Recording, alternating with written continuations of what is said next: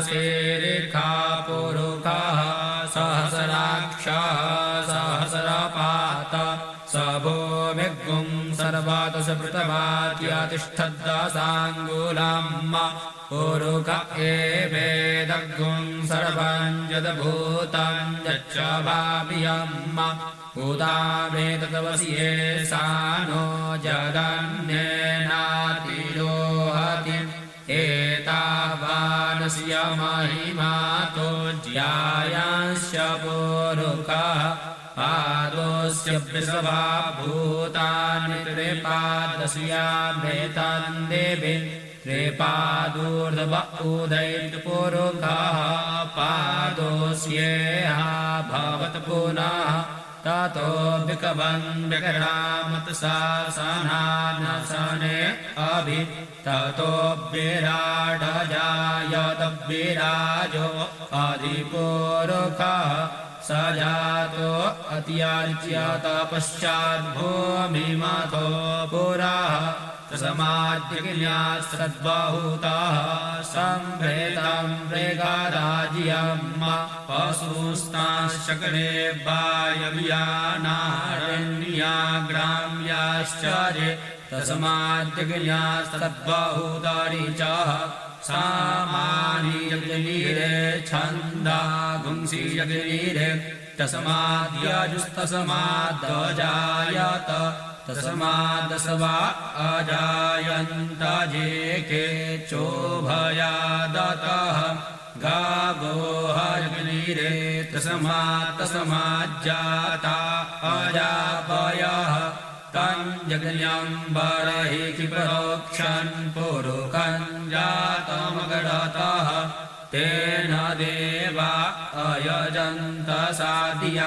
लिखयश्च ये यत्पुरुखं यदधुः कतिधा व्यकल्पयन्न मुखं किमस्यासि किं बाहो किमूरुपादा उच्येते ब्राह्मणस्य मुखमासीद्बाहुराजन्यः कृतः पुरो तदस्यजदवैश्यः अद्भ्यागुंसोद्धरो अजायत चन्द्रमा मनसो जातश्चक्षुः सूर्यो अजायत श्रोत्राद्वायुश्च पराणश्च मुखः अग्निरजायत नाभ्या आसीदन्तरिक्षगुं शीर्षणोदयौः समवर्तत पद्भ्यां भूमृद्दिशः श्रोत्रा तथा लोकाम् अकल्पयन् यत्पुरुखेण हविकाद्देवा जग्न्यमतन्वत वसन्तोऽस्यासीदाज्यग्रेगम इदमः सरद्धवेः सप्तास्याशान् परिधाय स्त्रीः सप्तशामिदाः क्रेताः देवा जज्जगलन्तन्नवाना अवधनान् पुरुखं पशुम् यज्ञेन यज्ञमायजन्त देवास्तानि धर्माणि प्रथमान्यासन् तेहनाकं महिमानः स चन्द्रजतरपूर्वे साध्याः सन्ति देवाः अद्भ्यः सम्भ्रेताः पृथिव्यैरसाच्च विश्वकर्मणः समवर्तताग्रे तस्य तुष्टाभिदधरूपमेति तन्मर्तस्य देवत्वमाजानमग्रे वेदाहमेतं पुरुखं महान्तमादित्यवर्णन्तमसः परस्तात् तमेव वेदितवाति मृत्युमेति नान्यः पन्था विद्यते यनाय प्रजापतिश्चरति गर्भे अन्तर्जायमानो बहुधा विजायते तस्य योनिं परिपश्यन्ति धीरास्तस्मिन् हतस्थुर्भुवनानि विश्वा यो देवेभ्य आतपतिजो देवानां पुरोहितः भूर्भुवो देवेभ्यो जातो नमो रुचाय ब्राह्मणे रुचां ब्राह्मं जनयन्तो देवा अग्रे तदवरुवान्न यस्वैवं ब्राह्मणो विद्यात् स्य देवा असन्नवासे श्रीश्च ते लक्ष्मीश्च पत्न्या वहोरात्रे पार्श्वे नक्षत्राणि रूपमश्विनौ व्यातं विष्णान्निखाणा मुम्मयिखाणा सर्वलोकं मयिखाणा हरिः ॐ हरिः ॐ आसुः शिशानो बृखभो न भीमो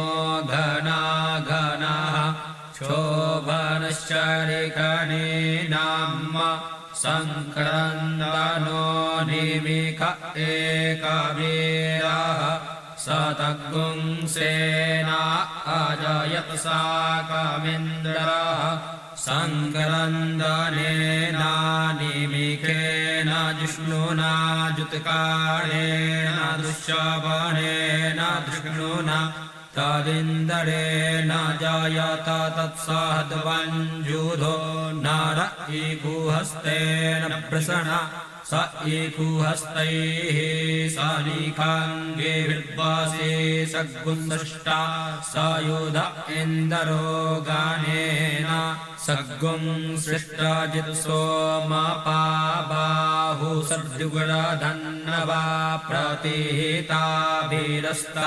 बृहस्पते परिदीयारथेन रक्षोहामितरा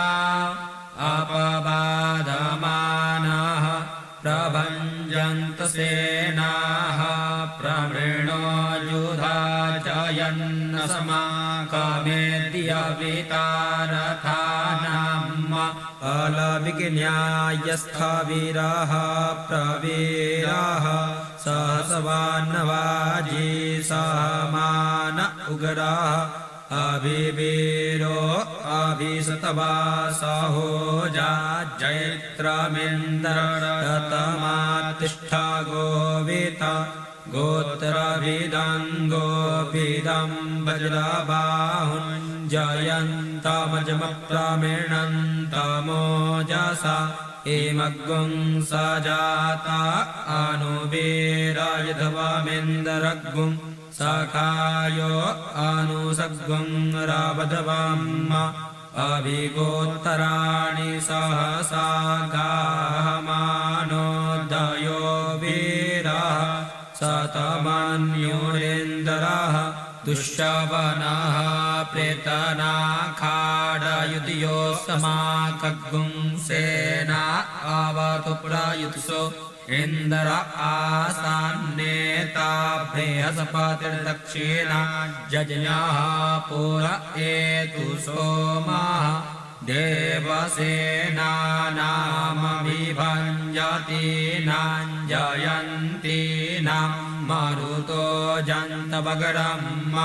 इन्द्रस्य प्रसनो वरुणस्य राज्ञ आदित्यानां मरुतागुं सर्ध उग्रम्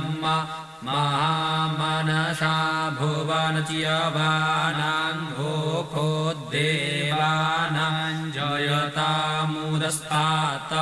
उद्धरिकयमघवन्नायुधान्निस्तवनां मामकानां मनागुंसि उद्वृत्रान्नवाजीनां वाजीनान् विद्रथानां जयतां जन्तु घोखाः अस्माकमिन्द्रः समिते कृतवाजे खस्माकञ्जा इकावस्था जयन्तु अस्माकं वीरा उत्तरे भवन्तु स्मा उदेव अवताहवेकु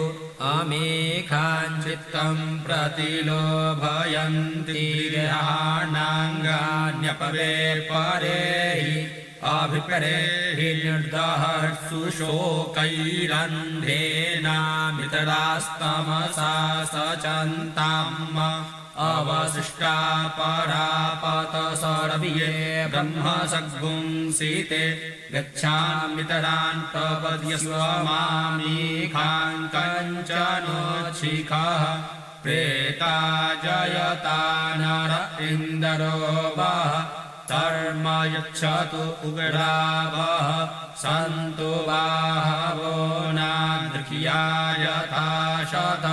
असौ जासेना मरुतः परेखामभ्यैति न ओजसा स्पर्धमान ताङ्गोहत तमसा पप्रते न यथा मे अन्यो अन्यन्न जानन्न यत्र बाणाः सम्पतन्ति कुमारात् विशिखा इव तन्न इन्दरो बृहस्पतिरदितिः सर्मच्छतु वृषभाः सर्मच्छतु वर्माणि ते वर्मणाच्छादयामि सोमस्तवा राजामृतेनानुवस्ताम्